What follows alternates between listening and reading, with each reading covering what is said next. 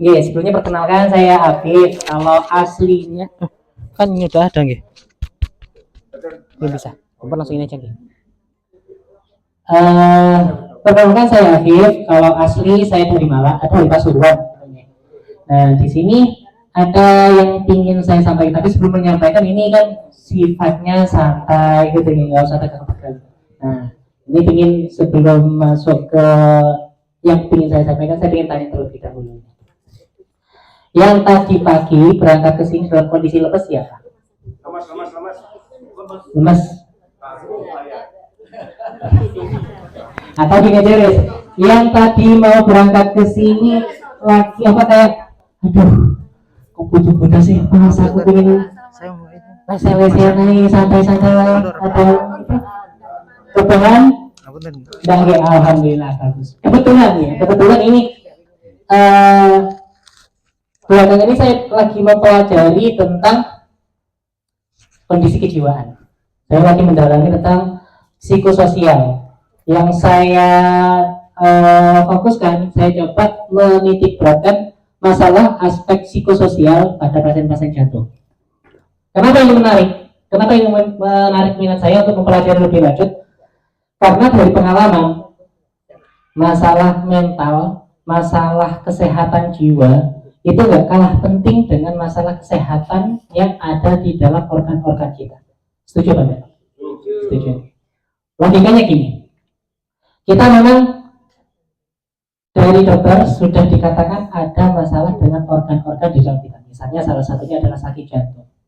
Tapi siapa yang membuat sakit jantung? Siapa yang membuat terasa sakit jantung?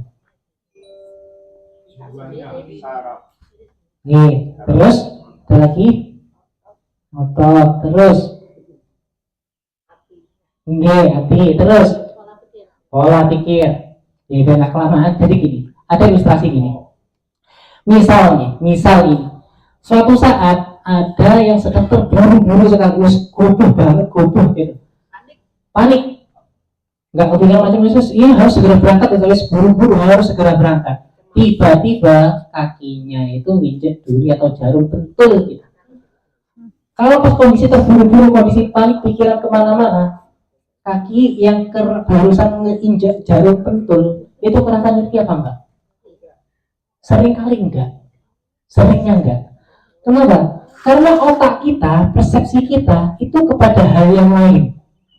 Gitu. Fokus ke yang lain.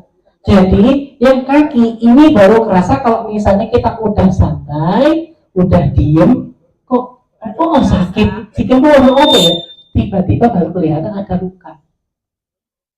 Jadi apa yang buat kita sakit? Ini, karena kita mempersepsikan diri kita sedang sakit. Memang katakanlah dalam kondisi yang apa nih, sudah pernah mengalami serangan jantung dan sebagainya, itu memang secara organ itu memang ada yang bermasalah. Tapi siapa yang membuat kita merasa sakit? Otak. Banyak kan di antara kita, di antara pasien-pasien itu sudah banyak pasang ring 7, 8 dan sebagainya, tapi masih bisa jalan-jalan ke mall, liburan bersama keluarga, happy, piknik dan sebagainya. Banyak kan? Tapi ada pula yang baru aja, aku kok kata dokter sakit jantung, habis itu nggak mau ngapa-ngapain, tiduran aja di rumah karena aku sakit jantung. Katanya kalau sakit jantung itu nggak boleh banyak aktivitas, sehingga tiduran aja, nggak mau keluar, nggak bersosialisasi, pikirannya dipendam sendiri. Gimana beneran jadi kondisinya biasanya makin parah.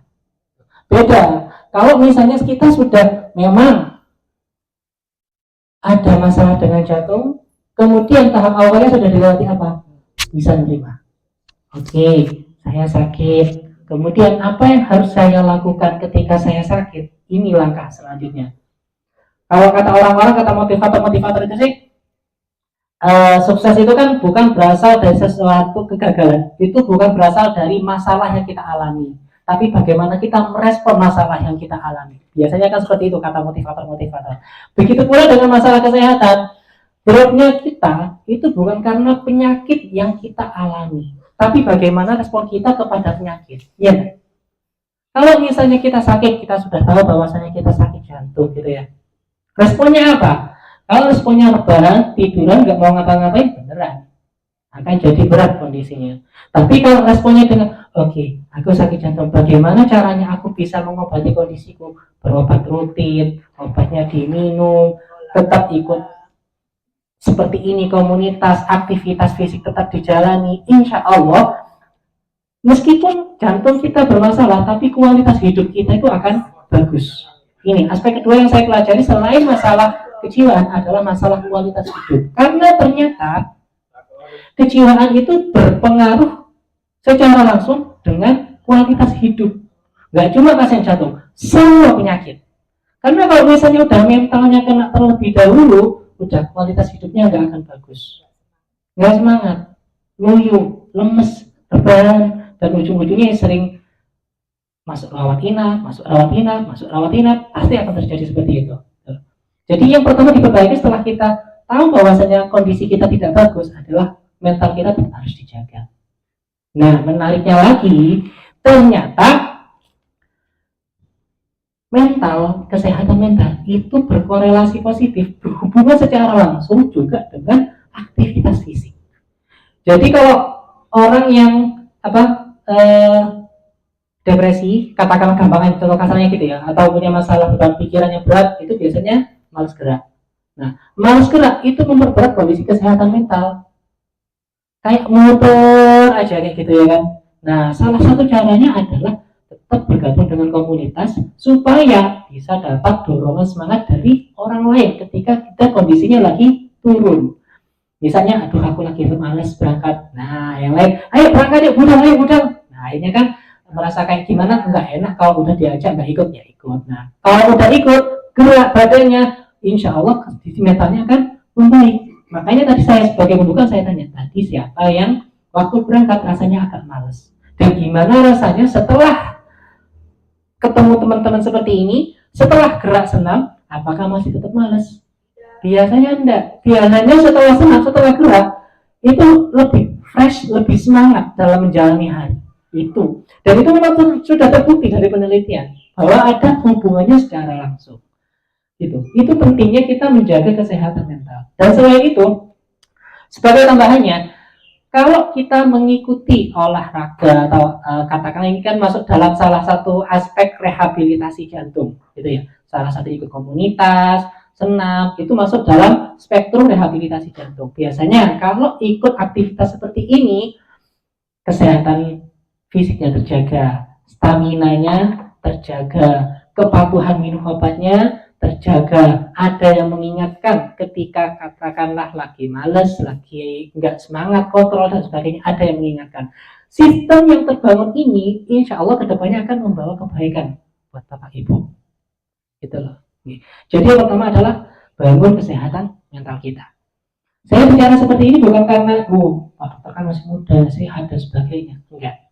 Ini cerita sedikit. Saya pingsan, sinkup. Sinkup itu adalah salah satu gejala bisa jadi merupakan suatu kondisi jantung. Dan sekarang saya masih terpasang holter.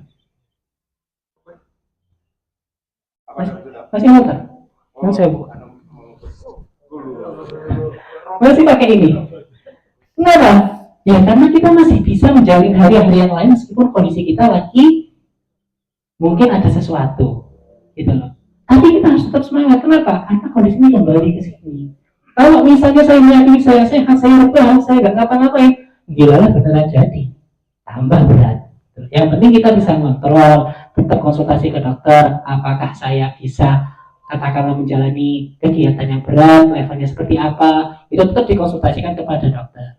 Nah, itu sebagai kontrolnya. Kalau memang katakanlah oke, aman, ini nggak masalah, berangkat, jangan rebahan. Karena masalah jantung semakin dibikin diem, semakin tambah berat. Gitu. Jadi masalah jantung itu sekali lagi, aduh aku sakit jantung, aku harus tiduran supaya jantungku tetap berdetak. Enggak gitu, konsepnya enggak gitu. Jantung itu harus tetap dilatih supaya geraknya tetap semangat. Semangat itu enggak cuma dilihat dari wajah gitu ya, enggak cuma dilihat dari luar, tapi semangat itu juga dilihat dari gerakan jantungnya. Ketika ada kita semangat, gerakan jantungnya juga semangat, dan itu insya Allah ada hubungannya, gitu loh. Nih. Jadi sekali lagi, meskipun kondisi kita sedang dalam kondisi katakanlah secara organ ada yang bermasalah dan sebagainya, tetap yang membuat kita sakit adalah kita sendiri. Ya. Kalau mental kita sehat, mental kita baik, semangat kita terjaga, meskipun dalam organ itu ada yang bermasalah, jangan lupa organ lain masih bisa membantu supaya kita tetap terjaga dan kita sehat. Nih, sepakat nih? Jadi tetap jaga kesehatan mental kita, jangan sampai ngedrop, tetap kontrol, selalu terjalin komunikasi dalam komunitas, tetap aktif, jangan mager, semangat terus. Oke? Mungkin demikian yang bisa saya sampaikan. Barangkali ada pertanyaan dulu. Terima kasih.